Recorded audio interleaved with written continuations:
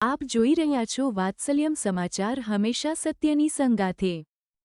આપ અમને YouTube channel પર જોતા હોવ તો ચેનલને સબસ્ક્રાઇબ કરી બેલ આઇકોન દબાવો અને ફેસબુક પેજ ઉપર જોઈ રહ્યા હોય તો પેજને લાઇક કરો, કોમેન્ટ કરો અને સમાચારને શેર કરો।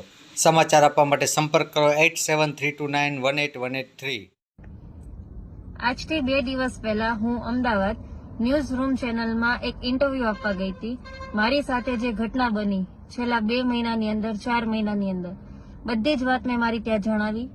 એ વિડીયો ગઈકાલે રાતે 8 વાગે એ લોકોએ લાઈવ કરેલો છે। એ પછી વિડીયો મેં આખો જોયો। એમાં પ્રદીપ ભાખર એવું કહે છે કે મેં આમને જોયા પણ નથી અને હું આમને ઓળખતા પણ નથી। તો પ્રદીપ ભાખર, તું મને ઓળખે છે કે નહીં, તે મને જોઈ છે કે નહીં, એ વસ્તુનું પ્રૂફ મારી પાસે છે। આ વિડીયોના લાસ્ટમાં એ બધા જ એવિડન્સ સાથે તમે બધા જોઈ શકશો કે પ્રદીપ ભાખર મને ઓળખે છે કે નથી ઓળખતો। જો તું મને ન ઓળખતો હોય તો ગીર પેલેસ રિસોર્ટમાં તું મારી સાથે શું કરતો હતો? એ પછી પણ ના ઓળખતો હોય તો બગસરા તારી ઓફિસમાં અમે લોકો ત્યાં શું કરતા હતા? જો હજી ના ઓળખતો હોય તો તારી અને મારી વોટ્સઅપ ચેટના સ્ક્રીનશોટ મીડિયા સુધી કેવી રીતે પહોંચે? આ બધી વસ્તુમાં એકનો એક ખુલાસો કરવા માટે મારી પાસે બધા પ્રૂફ છે। બીજી વસ્તુ, તું એમ કે છો કે હું આને ઓળખતો નથી કે મારે આની સાથે કઈ છે નહીં, તો આપણે લાઈવ મેડિકલ ટેસ્ટ કરાવવા તૈયાર છીએ। હું મારા મેડિકલ ટેસ્ટ કરાવવા તૈયાર છું, તું પણ આવી જા તારા મેડિકલ ટેસ્ટ કરાવવા। ખબર પડી જશે કે તું મને ઓળખે છે કે નથી ઓળખતો।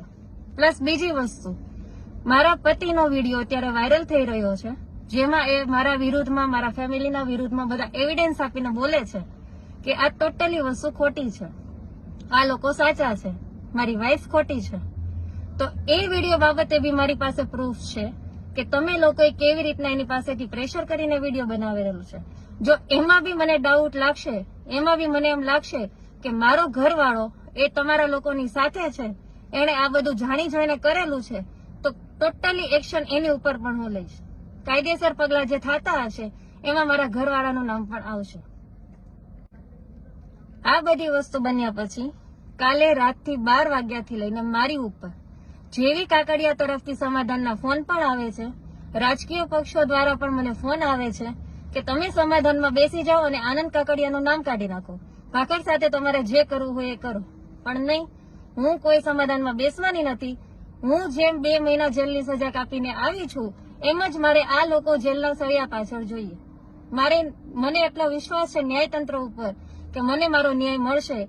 રાજ્યના મુખ્યમંત્રી સુધી મારો આ વિડીયો પહોંચે એવી હું આશા રાખું છું અને મારે જરૂર પડશે તો હું સીબીઆઈની મદદ પણ આમાં લઈશ। પોલીસ સ્ટેશનમાં પણ હું આ એફઆઈઆર મારી મૂકવાની છું। જો ત્યાંથી પણ મને સપોર્ટ નહીં મળે તો હું કોર્ટના દરવાજા ખખડાવીશ। હું એટલા બધાને એક જ વિનંતી કરું છું મીડિયા દ્વારા કે મને આ વસ્તુમાં ન્યાય અપાવો, આના કાયદેસર પગલા લ્યો, સાબિતી સાથે બધા સામે આવો। જો હું સાચી હોઉં તો મને ન્યાય મળવો જોઈએ, પ્રદીપ ભાખર સાચો હોય તો પ્રદીપ ભાખરને ન્યાય મળવો જોઈએ। અને બીજી વસ્તુ, પ્રદીપ ભાખરે મારી જેવી ઘણી છોકરીઓના આવી રીતના શોષણ કરેલા છે, પણ એ બધી છોકરીઓ સમાજના ડરે બહાર નથી આવેલી।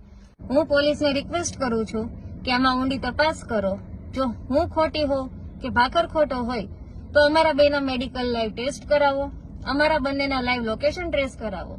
હશો તો અમે બંને સાથે જ હશું। બેંકોંગ એ મારા સાથે આવેલો છે તો એની લાઈવ લોકેશન ટ્રેસ પરથી એ પણ ખબર પડી જશે કે બેંકોંગ હતો કે નહોતો। મારી પાસે ટોટલી પ્રૂફ છે કે બેંકોંગ હતો। પ્લસ બીજી વસ્તુ, ફામે બી એ મારી સાથે હતો, એનું લોકેશન બી તમે ટ્રેસ કરાવો। પ્રદીપ ભાખર, તારા કયા કયા ગોરખ ધંધા છે, તો હું ધંધા કરે છે, હું ધંધા કરાવે છે, એ ટોટલી એવિડન્સ, બધા પ્રૂફ મારી પાસે છે અને એ બધા પ્રૂફ લઈને હું પોલીસ સ્ટેશનમાં એફઆઈઆર કરવા જવાની છું। નેક્સ્ટ વીક તૈયાર રહેજે બધી વાતના જવાબ આપવા માટે। જો તને એમ હોય કે રાજકીય દબાણ આપીને તું આ કેસ પાછો લેવડાવી લઈશ તો એ પોસિબલ નથી। હું આ વસ્તુમાંથી પાછળ નથી હટવાની, કેમ કે મેં જે 2 મહિના જેલમાં કાઢ્યા છે તારા ભૂલને લીધેથી, તમારા બધાની ભૂલની લીધેથી। પ્લસ વાત રહી મારા હસબન્ડની, એની પાસે તમે વિડીયો ઉતાર્યો તો મને એક વસ્તુ એ સમજમાં નથી આવતી કે જે દિવસે મારી કોર્ટની તારીખ હતી એ તારીખે ઈ મારી સાથે નો આવ્યો અને હું જયારે અમદાવાદથી નીકળી ત્યારે ઈ અમદાવાદ આવ્યો। ઈ અમદાવાદ આવ્યા પછી આ બધા વિડીયો બન્યા અને એ રાતોરાત દુબઈની ફ્લાઇટમાં જતો રહ્યો અને જયારે વિડીયો બનાવ્યો ત્યારે એ ઓચિંતાનો દુબઈ કેમ જતો રહ્યો? તો એનો મતલબ તો એવો જ થયો ને કે આનંદ કાકડિયા અને પ્રદીપ ભાખર તમે બંને ભેગા થઈને એની પાસે આ વિડીયો બનાવ્યો અને એની સેફટી માટે તમે એને દુબઈ મોકલી દીધો. જો ઈ સાચો હોય અને તમે બધા સાચા હોય તો એને દુબઈથી અહીંયા પાછો લાવો અને મીડિયા સામે રજૂ કરો કે હું જે બોલ્યો છું એ સાચું બોલ્યો છું, આમાં કોઈનો હાથ નથી. કેમ કે મારી પાસે તો પ્રૂફ છે જ તે કે આ વિડીયો ફોર્સફુલી બનાવવામાં આવ્યો છે. એટલે બધા ધ્યાન રાખજો, હું આ કેસ પાછો લેવાની નથી, હું હાર માનવાની નથી. અને મારા હસબન્ડના વિડીયોમાં તમે ધ્યાનથી જોજો, તમને બધાને આઈડિયા આવી જશે કે ઈ એક સ્ક્રિપ્ટેડ વિડીયો છે. સ્ક્રિપ્ટ બનાવીને એની પાસે બોલાવેલું છે. બીજી વસ્તુ કે એમાં કટકા પાડીને એંગલ બી ચેન્જ થાય છે. તો જે સમજદાર વ્યક્તિ છે એને તો ખબર પડી જ ગઈ છે કે આ વિડીયો સ્ક્રિપ્ટેડ છે, એની પાસે ફોર્સફુલી બનાવેલો છે. અને હજી કહું છું કે જો ફોર્સફુલી નહીં બનાવેલો હોય તો કાયદાના જે પગલા છે એ મારા હસબન્ડ તરફથી પણ લેવામાં આવશે. હું એની તરફ બી કેસ કરવાની છું જો આ વાત સાચી નીકળી કે એને એની મરજીથી વિડીયો બનાવ્યો છે